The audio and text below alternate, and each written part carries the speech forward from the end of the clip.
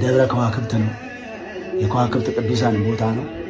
የጻድቁ አባታችን የአቡነ ገብረ መንፈስ ቅዱስን ምልጃና ጸሎት መከታ አድርገው ረድኤተ እግዚአብሔርን አጋዥ አድርገው ተጋድሏቸውን በዚያ እየፈጸሙ ያሉ በጣም በርካታ አባቶች አሉ። ትንሹ አቦ እስከ መባል የደረሱ አባቶች አሉ። የተጠቀሙ በርካታ አባቶች አሉ። ለብቃት ለቅድስና የደረሱ አባቶች ሁሉ ያሉበት ገዳም ነው። እስካሁን ድረስ ያልነጠፉበት ትልቅ ገዳማችን ነውና ይህንን ገዳም እግዚአብሔር አምላካችን በጻድቁ በአቡነ ገብረ መንፈስ ቅዱስ ቃል ኪዳን ይጠብቅልን፣ በእውነት አጽንቶ ያቆይልን። አባቶቻችንን ከጥፋት ይሰውርልን፣ ይደብቅልን። አምላካችን እግዚአብሔር የነሱ መኖር ለእኛ መኖር ትልቅ ዋጋ አለውና እኛን በጸሎት እየረዱ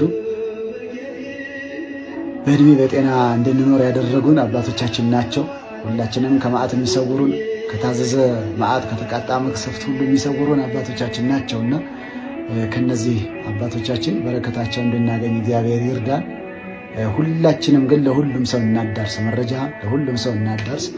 በሚመለከተው የበላይ አካል ሁሉ ይህን ነገር በትኩረት እንዲያዩትና ተጨማሪ ጥበቃ እንዲደረግ። በእርግጥ አሁን ድረስ አሉ የመንግስት ጥበቃ ኃይሎች እዛ ቦታ ላይ፣ ነገር ግን ከዚህ በላይ ያስፈልጋል። በየጊዜው ነው ጥቃት የሚደርስበት ገዳሙ። ለዚህ ገዳሙን ዘላቂ በሆነ መልኩ መጠበቅ ያስፈልጋልና ለሁሉም ሰው እናዳርስ።